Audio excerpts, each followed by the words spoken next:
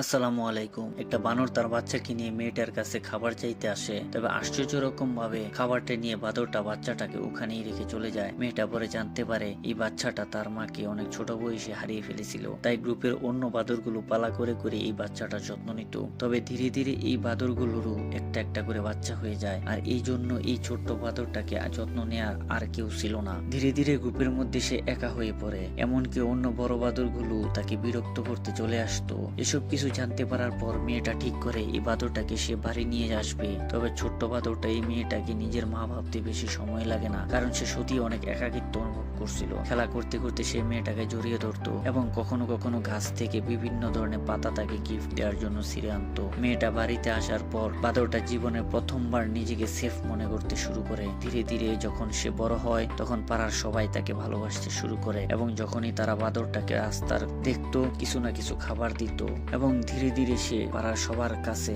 সব থেকে জনপ্রিয় প্রতিবেশী হিসেবে পরিণত হয়।